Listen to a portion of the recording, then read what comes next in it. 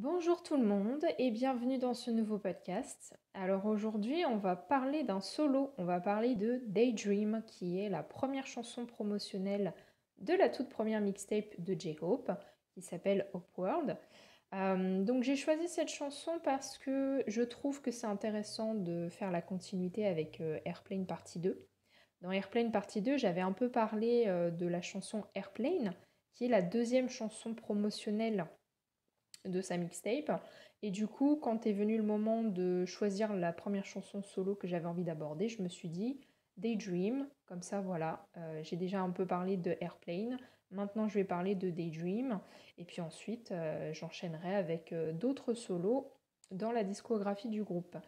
Alors, ce qui est intéressant avec Daydream surtout, c'est que ça me permet aussi de parler du clip, de parler du MV, parce que pour cette chanson, il faut pas juste prendre en compte le texte de la chanson ou juste prendre en compte le clip pour vraiment comprendre le message.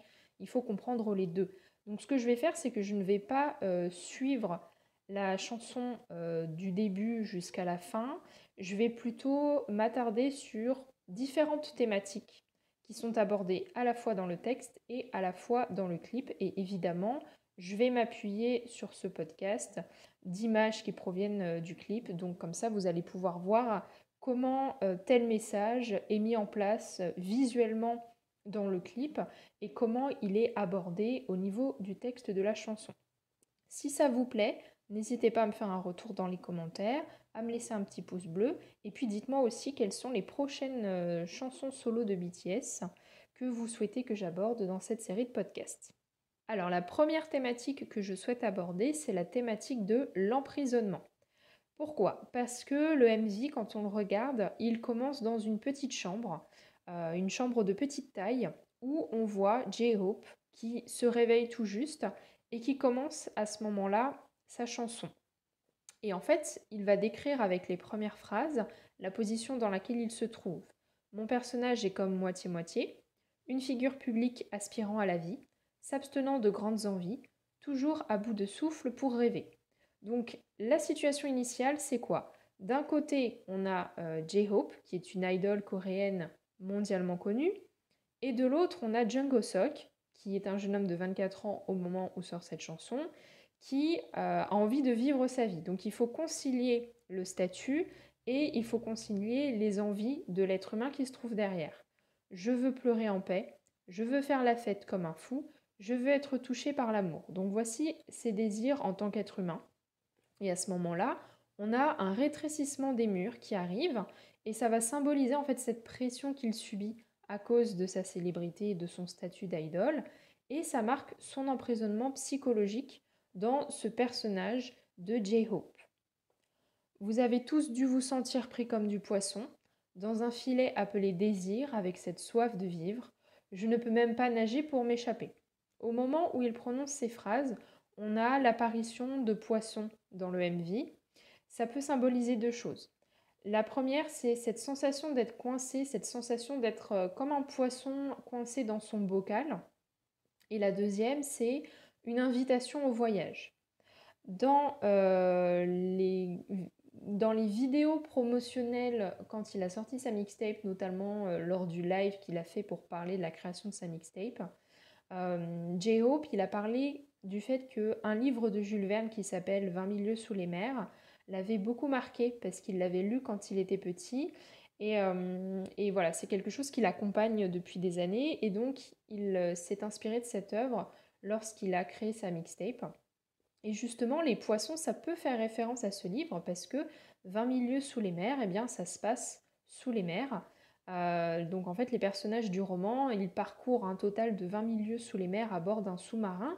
Donc voilà, on a cette idée que Django Sok, il a envie de faire comme les personnages de son roman d'enfance, il a envie d'explorer les mers et d'aller découvrir de nouveaux mondes et d'être libre. Donc voilà, il y a cette image de la rêverie qui intervient et ça symbolise à la fois le fait d'être un peu bloqué comme un poisson dans un bocal trop petit et en même temps avoir envie de s'échapper, avoir envie d'explorer de nouveaux horizons. Et ça marque visuellement le fait qu'il a tendance à se réfugier dans un monde de rêves et de merveilles pour pouvoir supporter cette réalité qui l'emprisonne. Et ça se voit également dans les paroles de la chanson lorsqu'il dit pas un refus de la réalité, du mécontentement un mal-être, rien de ça, j'aime mes règles. Pour une fois, je veux une image différente dans ma vie, que je veux dessiner, un rêve en tableau. Donc qu'est-ce qu'il nous dit? Il nous dit que c'est pas qu'il a un refus de la réalité, c'est que c'est compliqué de vivre dans cette réalité au quotidien et donc il a ce besoin de s'échapper à certains moments.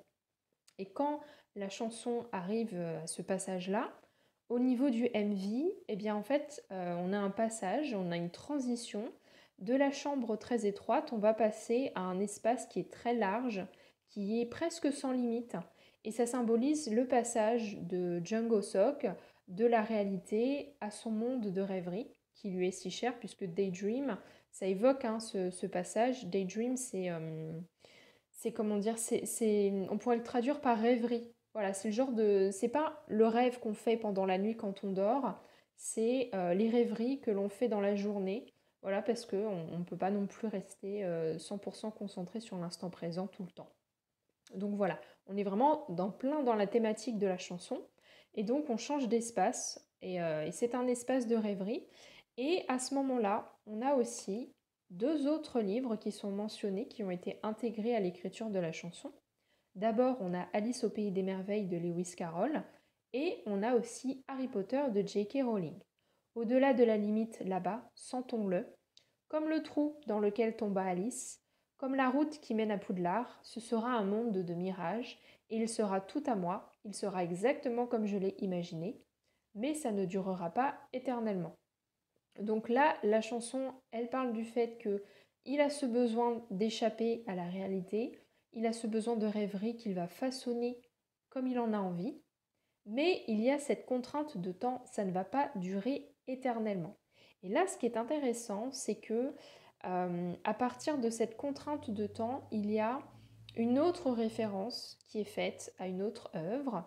Un petit peu plus tard dans le MV, on nous montre J-Hope qui évolue dans l'espace. Donc l'espace, ça symbolise toujours cette idée d'infini et de sans limite presque. Donc ce monde de rêve. Mais ça renvoie aussi à une œuvre de fiction qui s'appelle Le Guide du voyageur galactique.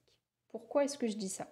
Parce que dans le MV, on voit J-Hope dans l'espace qui reçoit un message sur son téléphone portable d'un certain Arthur qui lui envoie le message suivant: Don't panic. Et donc si on fait des recherches, on s'aperçoit que c'est une référence au Guide du voyageur galactique. Alors Arthur, c'est le personnage principal de cette œuvre. C'est un terrien qui a dû partir de la Terre parce que celle-ci, elle a été détruite, et du coup, il se retrouve à voyager à travers l'espace dans un vaisseau spatial. La phrase Don't panique, elle est inscrite sur le guide du voyageur galactique, qui est un objet électronique qui contient toute la sagesse et la connaissance de la galaxie.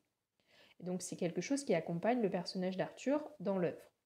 Mais comme le guide paraît à première vue très compliqué à utiliser, il y a la phrase Don't panique qui est inscrite dessus et c'est censé rassurer les utilisateurs. Donc ça, c'est pour l'œuvre de fiction.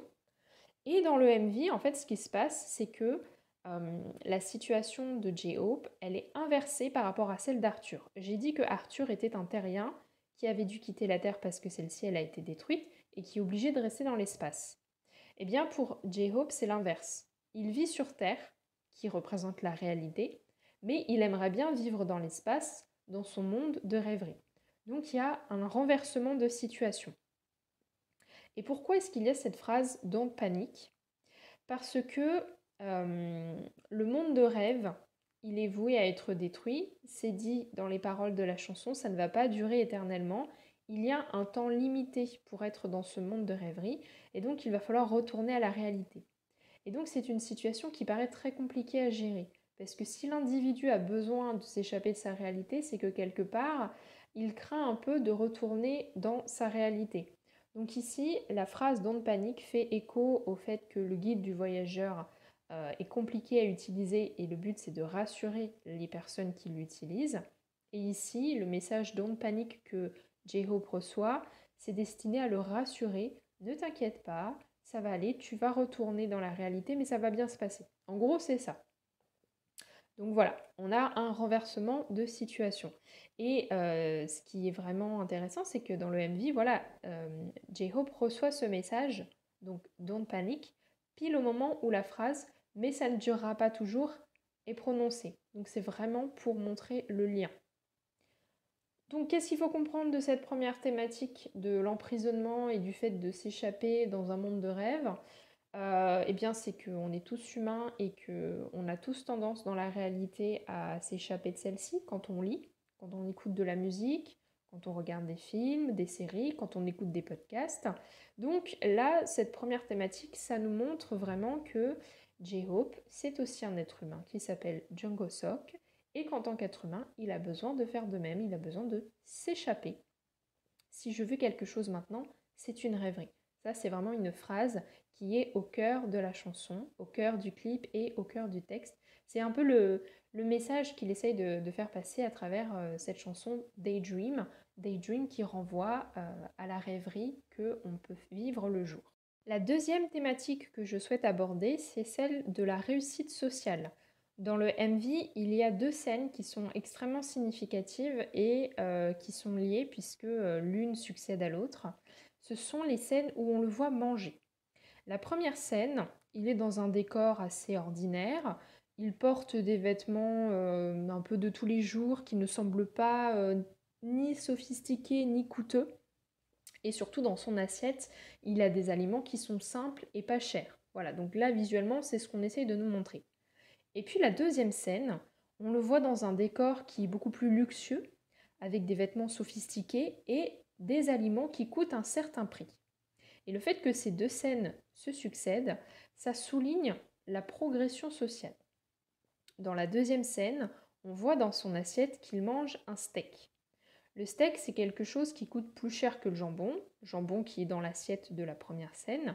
Donc c'est synonyme d'argent, puisque du coup, il met plus d'argent dans ce qu'il mange. Aussi, il me semble, si je dis pas de bêtises, qu'en Corée du Sud, le bœuf coûte plus cher que le porc. Donc les Coréens mangent beaucoup plus de porc que de bœuf. Voilà. Donc à vérifier, mais il me semble que c'est ça. Donc ça peut être aussi une référence culturelle. Et puis le steak, ça fait aussi référence à une autre chanson. Ça fait référence à Mic Drop. Lors du comeback de Mic Drop, enfin, c'était dans l'album Love Yourself Her, Namjoon avait expliqué que pour concevoir la chanson, ça avait été compliqué pour lui parce que c'est une chanson où il faut être énervé pour pouvoir l'écrire, hein. C'est un peu comme un cypher, sauf que là, il y a tout le groupe qui participe. Et Namjoon avait expliqué qu'il n'arrivait pas à écrire ce genre de chanson parce qu'à l'époque de la création de l'album, il n'était pas assez énervé. Et donc c'est Osok, J-Hope du coup, qui avait commencé à écrire la chanson. C'est pour ça que c'est lui qui commence Mic Drop. Et les premières lignes de Mic Drop, ça parle justement de steak. Plusieurs steaks là-bas me rendent fou. Encore une fois, je vous mâcherai tous. Donc en fait, dans les deux premières phrases de Mic Drop, il compare les haters à des steaks qu'il va mâcher.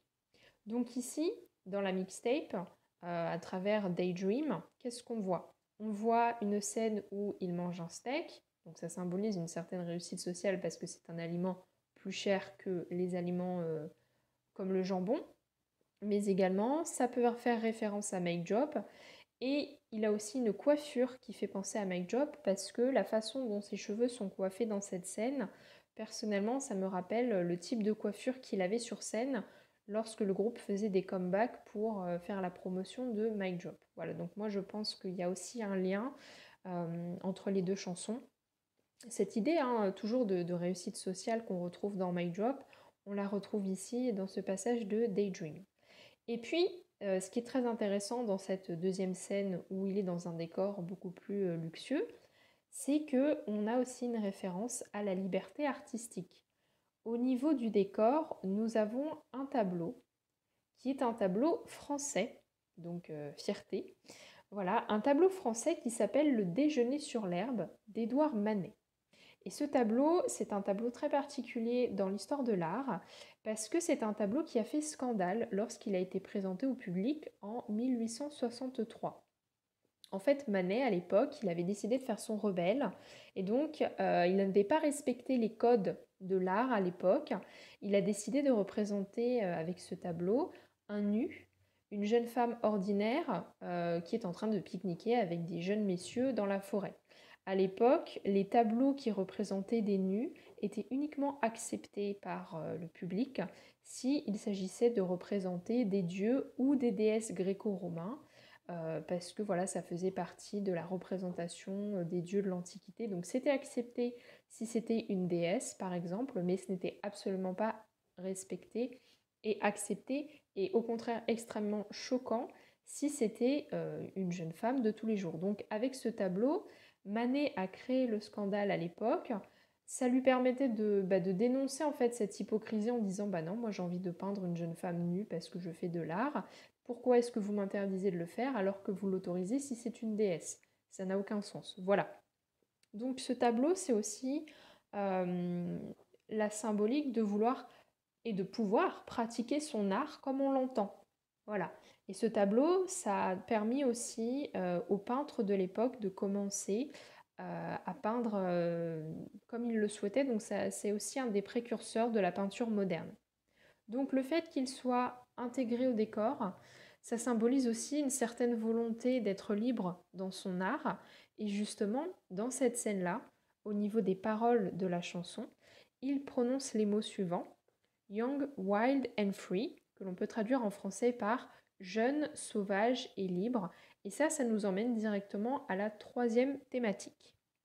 Et cette troisième thématique, eh ben, c'est la thématique de la liberté en tant qu'artiste et la liberté en tant qu'individu. Donc dans la lignée de ce que j'ai dit sur le tableau de Manet, ce qu'il faut savoir, c'est que en Corée du Sud, il y a quand même une certaine censure qui est exercée sur l'industrie musicale.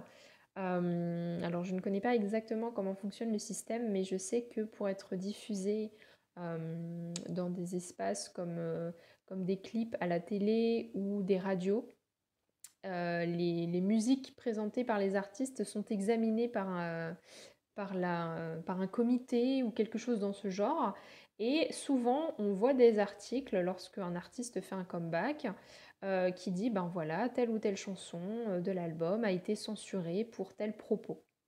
C'est vrai du coup qu'il y a une certaine censure. Et Namjoon, donc RM, le leader de BTS, avait évoqué dans une interview, alors il me semble que c'était en 2017, je ne sais plus, j'ai vu tellement d'interviews dans ma vie, mais il en avait parlé, ça m'avait marqué et du coup ça m'avait fait penser à Daydream. Il avait expliqué lors d'une interview à un média étranger que c'était compliqué de parler de certains sujets et notamment si BTS voulait aborder une chanson en rapport avec la politique, il fallait faire très attention parce que ça pouvait très vite être censuré. Donc voilà, c'est très intéressant que le tableau de Manet soit intégré au décor parce que ça parle aussi de cette censure, de cette volonté d'être un artiste libre, et on en vient aussi à cette volonté d'être un idol K-pop libre. Pourquoi? Parce que à ce moment-là de la chanson, il y a les paroles suivantes qui sont prononcées. Alors quoi je suis bourré jusqu'à en devenir fou? Alors quoi je sors sans penser au travail? Profitons juste de la jeunesse. Young, wild and free, laisse-moi faire un essai. Quand on lit ces paroles, ça fait penser au statut d'idole. Les idoles K-pop en Corée du Sud doivent vraiment présenter cette image publique parfaite. Elles n'ont pas le droit de boire de l'alcool, d'aller dans les bars, de faire la fête. Elles n'ont pas le droit d'être en couple. Certaines idoles n'ont même pas le droit d'avoir leur propre voiture. Ça dépend des agences et des contrats. Mais voilà, il y a cette idée que je ne peux pas être un artiste totalement libre. Et la dernière thématique que j'avais envie d'aborder, eh bien, c'est celle de l'avion. Parce que l'avion, c'est un élément central qui revient à plusieurs reprises dans le MV. Alors, on le voit notamment dans la dernière scène du MV. Il y a un avion qui passe lorsque J-Hope est endormi. Donc ça, déjà, eh bien, ça permet d'annoncer le prochain titre promotionnel de la mixtape, qui est Airplane, puisqu'il y a eu un MV de fait pour cette chanson. Et Airplane est sorti 4 jours après le MV de Daydream. D'accord. Mais c'est pas juste un élément qui sert à annoncer le prochain clip. C'est beaucoup plus important que ça.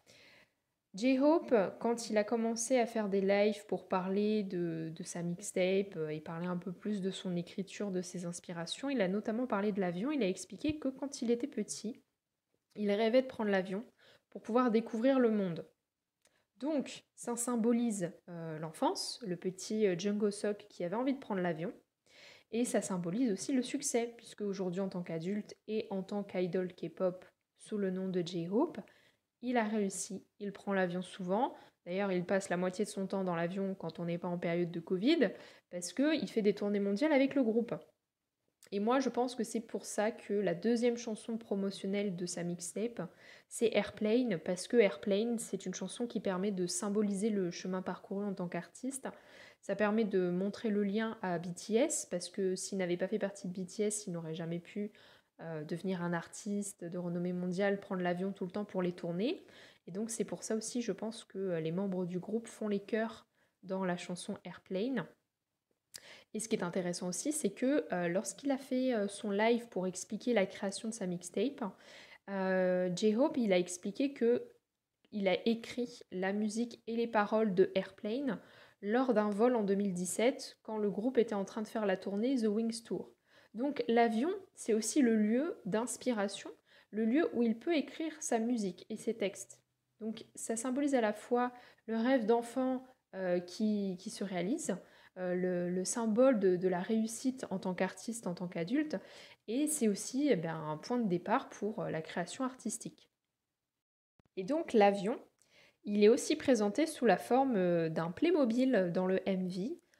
Donc évidemment, un Playmobil jouet, jouet enfant, donc ça symbolise vraiment ce temps où l'avion n'était qu'un jouet pour lui. Donc ça symbolise, comme je l'ai dit, hein, ses rêves d'enfant. Et puis ce qui est intéressant, c'est que sur ce jouet qui est présenté dans le MV, il y a le nom Pacific Airlines qui est noté dessus. Et si on fait des recherches, on voit que ça peut faire référence à la compagnie Cathay Pacific, qui est une vraie compagnie asiatique, notamment basée à Hong Kong. Et c'est une compagnie aérienne qui est considérée comme l'une des meilleures compagnies du monde. Et je crois qu'elle dessert environ 200 destinations ou quelque chose comme ça dans le monde entier. Donc c'est une compagnie asiatique très importante. Euh, je ne sais pas si c'est de luxe, mais en tout cas voilà, très très bien notée, très bonne réputation. Et c'est avec cette compagnie notamment que BTS voyage. Donc ça permet vraiment de faire le lien à l'enfance et en même temps le lien au succès en tant qu'artiste, en tant qu'adulte. Donc c'est vraiment un travail dans le détail, un travail très minutieux qui est aussi opéré dans le MV. Parce que tout ça, c'est pas des informations qu'on a à travers le texte, c'est uniquement des informations qu'on a à travers le visuel. C'est pour ça que je tenais à faire cette analyse de la chanson Daydream, notamment en passant par les images du MV. Donc là voilà, on retrouve l'avion sous plusieurs formes dans le clip et on a un peu plusieurs symboliques qui sont associées. Donc j'ai envie de dire que l'avion, il a aussi cette symbolique de réussite, comme le steak qui est abordé un petit peu plus tôt, et il a aussi cette symbolique d'invitation au voyage, comme les poissons que l'on voit au début du clip.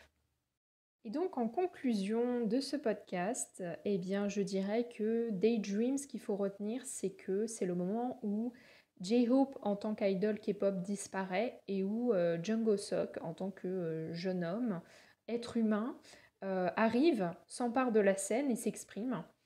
Dans le live où il explique comment il a créé sa première mixtape, il avait révélé que la première chanson donc qui s'appelle Upward comme la mixtape, c'est une présentation et une invitation à découvrir son univers artistique.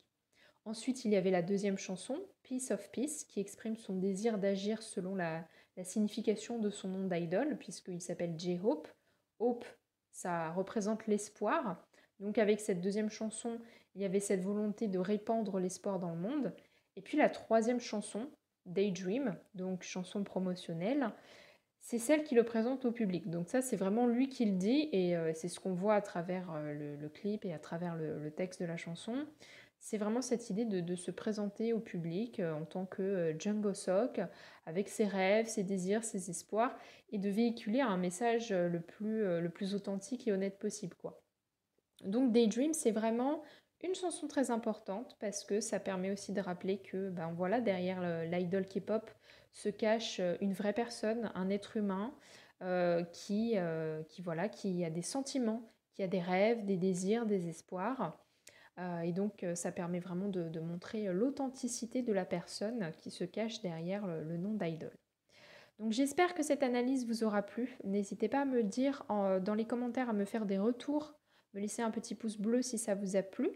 Et n'hésitez pas à me dire aussi s'il y a des solos ou des chansons de groupe hein, que vous souhaitez voir abordées dans cette série de podcasts. Je vous retrouve la semaine prochaine, lundi à 18 h, pour un nouveau podcast. Et en attendant, je vous dis à la prochaine.